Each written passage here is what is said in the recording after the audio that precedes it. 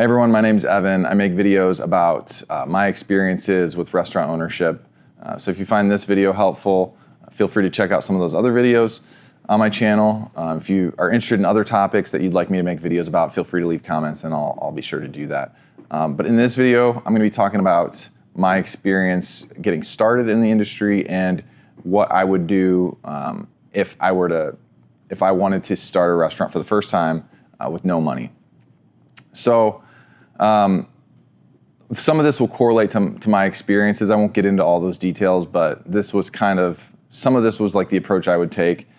So the first thing is learning the industry. There are a lot of times where I have friends that have money and they think it'd be fun to open up a restaurant, and that never works. A lot of times they don't want to put in the time to learn each specific job within the restaurant, and I feel like that's kind of the number one thing is like knowing what you're doing.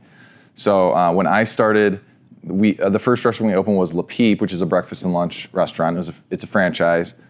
So I was able to train at a location in the Chicago area for about 3 months, and I didn't have hardly any experience in working in restaurants. So I was able to start as a dishwasher and worked as a busser, server, host, cook, did everything, expo, all the way up to learning management duties. So I kind of did a crash course of that, and ideally you'd take the same approach but do it over a longer period of time. And a lot of times people that are kind of later in life and have money and think it'd be fun to open a restaurant don't necessarily want to put in that time because they don't need to, because they already have money and they're viewing it as like, this would be a fun thing to do. I can be like the maitre d' and make sure the customers have a great experience. But there's just so many more details to that, and making a restaurant flow smoothly, and knowing how to hire the right people and when to hold people accountable, and it's just a complex industry that's very people driven. So from that standpoint, I feel like it's almost better if you don't have money when you're first starting out, because it's going to push you to work in a restaurant and learn every single job. So ideally, you're a little bit younger, obviously, because you don't have much money to put into the industry or put into your first restaurant. So the first thing I would do is find a restaurant that you respect, a restaurant owner that you respect, or a restaurant that seems to be busy in your community, and get hired there, and ask to try to work as many of different job positions within that restaurant as you can. So starting out, you're probably going to get hired in as a busser or a host, and really, diving into that and earning the respect of your manager, and making your manager want to have you there, because that's going to provide the next opportunity to move up. So if you're younger, I would say start as a host or busser and do a really good job with that. Learn if you want to be a server, move up to a server next. Really take the time to learn the menu and be really strong with doing takeout, putting in takeout orders and POS, all that stuff. And then if you're starting as a dishwasher, same thing. Ask if you can learn how to do prep, or if someone can start training you on the line a little bit. Those things are going to send a message to your managers that you want to be there and that you want to work hard. And it's naturally going to provide more opportunities for you. The goal is to work in every position in the restaurant, so you know how all those jobs kind of mesh together, because it is like a symphony where all these parts need to work together cohesively to have a successful service. So it's really important to understand that, and it's going to make you that much stronger when the opportunity comes to be in a position to open a restaurant. The other thing I would say is understand the community that you're working in. I would think that you would live there probably, so you kind of have an understanding of what restaurants are busy, what restaurants aren't busy, and what parts of town are busier than others. Like, you want to be observant of that, so when the opportunity comes to get into a location, when a space is available to lease, that you have faith in that location, because location is important. Another reason to do this in like a city that you're kind of invested in terms of like you live there, is that you're going to be able to network so much better. So during this time, finding network events or just being engaged in the community to where you meet people that can kind of help provide you these opportunities, especially if you don't have the money, gives you an opportunity to build trust in individuals that are successful in the community and that have money to help you get started. So this part is, it's kind of a long, arduous process where you're going to, like I said, you need to learn every position, need to learn everything. So that's going to take time, especially if you're younger, and that's the main advantage, like I said, of you not having money to just be able to go in and open a restaurant, because that's the most critical piece, is understanding each position within the restaurant. I think it's better to stick with one restaurant too, or one restaurant group, as opposed to like, I want to learn this restaurant, I want to learn fine dining, and like, that's fine if you have to make a change or transition from job to job, but you're kind of starting over every time you change restaurants. You might, especially if you're younger, you might have to kind of start over. So one of the advantages with sticking at one location is you're building trust within management or ownership at that one restaurant, and opportunities in time might come faster and begin to like snowball a little bit faster because you've built that trust.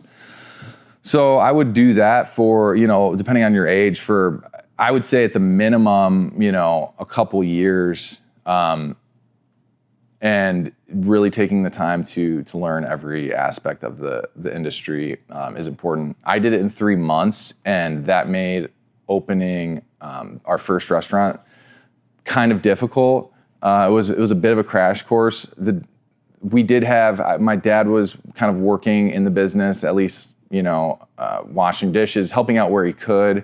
I was cooking a lot when we first opened. My mom would help at the host stand. So it was kind of all hands on deck, because it was pretty new to all of us.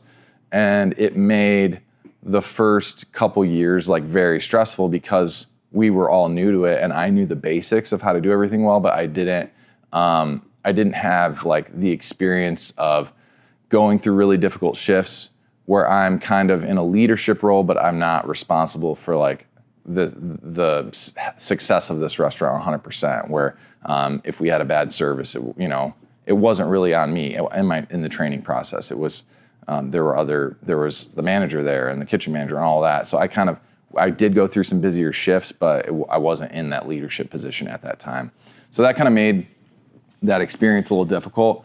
Like I said, the first couple years working here and doing everything, it was just like exhausting and stressful, and Saturdays and Sundays were really busy, and I would kind of dread the weekends because I knew we were gonna get our butt kicked, and so that was difficult. So I guess going back to like what I would do is in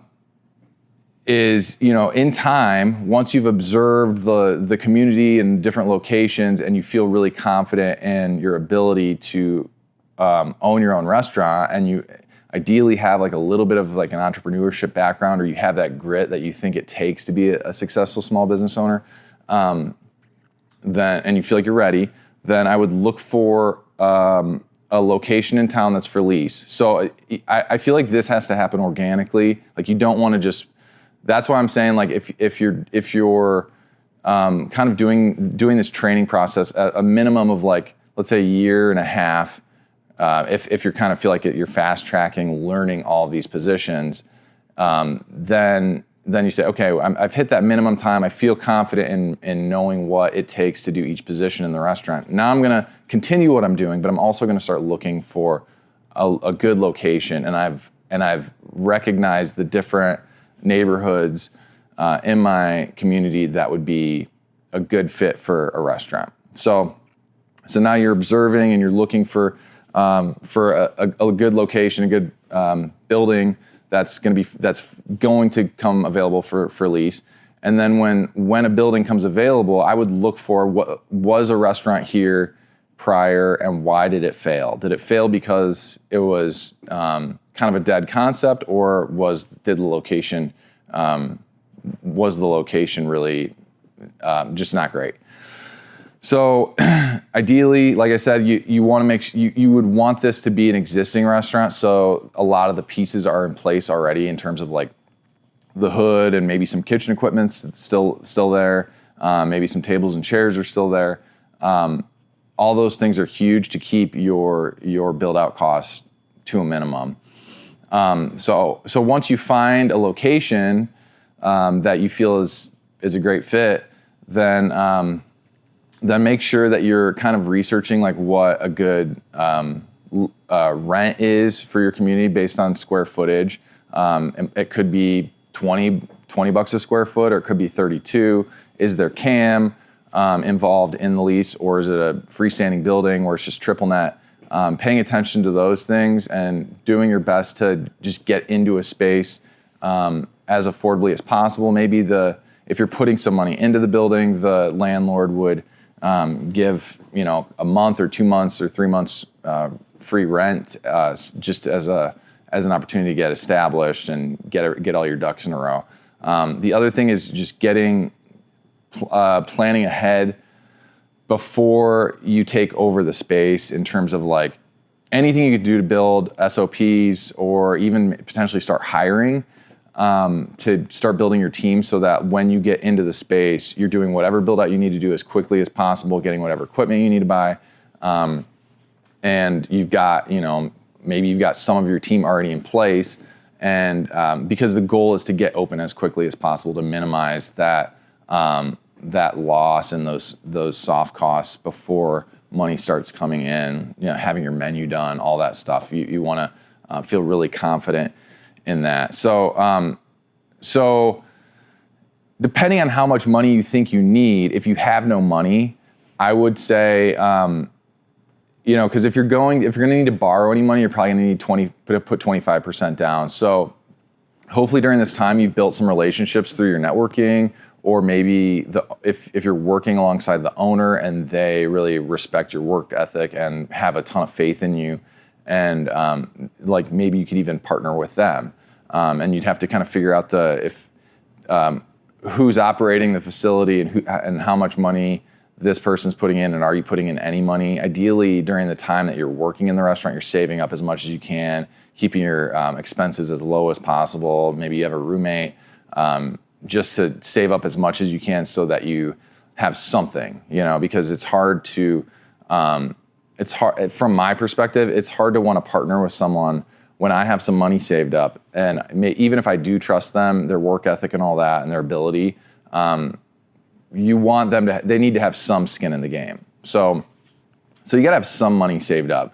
And the stronger, more talented, and more experienced you are, maybe you don't need quite as much money, but it is going to impact the ownership structure and what percentage equity you will have. But the goal is to have equity in the restaurant, get the restaurant open, and work your butt off to make sure that it's successful, and that's going to provide many more opportunities in the future if you're succeeding. So I would really, if your owner or your manager or whatever, you don't have anyone in the restaurant that you're working in that wants to partner with you, that's where that networking and that time, taking that time, going to chamber of commerce network nights and things like that, where you're meeting people and you've developed relationships over the last 3 years or whatever, where some of those opportunities are going to potentially happen organically because you've put in that effort. So that's really the biggest way to get, in my opinion, to get a restaurant open is learning the business while you're working in the business, and then developing the menu, the procedures, systems, the design, the concept, all that, like way ahead of time, so that when an opportunity comes, you're ready to go. We just had a restaurant in Lake County, Indiana, that we closed because the lease was up, and we wanted to kind of focus just on our community here in Valparaiso. And we had been talking to the landlord and someone that he was interested in partnering with like a year ago, and then we ultimately decided that we didn't want to sell the business to them. And then 6 months rolled around, and based on how things were going out there, we decided, maybe it is best to focus on this area. So the owner, not the landlord who's the partner, but the actual owner who's the operator, who's 50-50 with the landlord out there, had all this ready to go. He was an experienced chef, but he had been working on his menu for 10 years. He had been a consultant. He'd been doing a lot of this stuff to really be ready in a position, because we said like, hey, we are interested in selling to you at this point, and we would like to turn it over in 30 days. We actually ended the lease a little bit earlier because we were able to work something out, and that allowed us to minimize our losses. If we had to go through the remainder of the lease, you'd potentially lose all your staff and everything. So a quick transition was able to save us money, but that meant like this new owner had to have everything ready to go. And he did, and they had a really successful opening, and they're doing a great job out there, and that worked out perfectly. But if he didn't have that stuff planned, and didn't have experience in all aspects of the industry, he would have been in a much worse position, and we probably wouldn't have been able to work out a deal, because he could have said, no, I need more time. I can't do this transition right now. Like I said, I have friends that want to get into restaurant ownership. They're maybe middle-aged, and they've made some money, and they think it would be a fun thing to do. And if I told them they would have to work in a restaurant for 2 to 5 years before opening a restaurant, and that's the only way you're going to be successful, I feel like that they wouldn't want to do that, because it's like, well, I've already got money in the bank. I don't need to do this. I just think it'd be fun to open one. And how hard could it be? You just have a bar, and you get a bartender, and you have a couple cooks, and it's so much more than that. I mean, it can get crazy. If you have any experience in the industry, you know how crazy it can get, and how you really need to have a good understanding of everything that goes on within the restaurant. So I always tend to advise people not to do that when they come to me and say, hey, I was looking at this location, and I'd really like to do this. A lot of times they're asking me to partner with them, and it's kind of like, no, I don't really want to do that. I'm trying to I've got young kids. I want to just keep my life as simple as possible. We did a lot of growing when I was in my 20s, and now I just kind of like to maintain and refine the restaurants that we do have, because not every restaurant is always going to be successful. Some restaurants are successful right off the bat, and they just kill it, and whether it's a great location or an iffy location, sometimes there's no rhyme or reason to it. But I just think that's just how it goes. And sometimes, it takes a few years for something to catch on. And sometimes the concept's just dead. You think it's gonna be awesome, and it's just never fully takes off, no matter how much effort you put into it. So,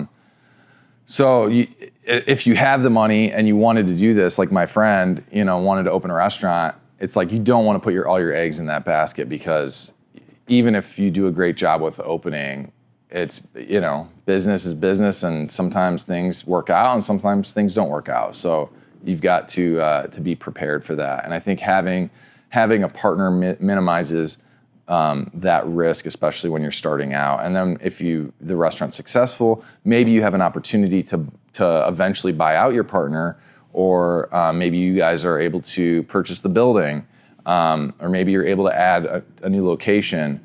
But that's why that first restaurant, getting the doors open, getting money coming in, and working your tail off to make sure that it's successful, and that your guests are happy, and that your staff's doing a good job, is the key to future opportunities.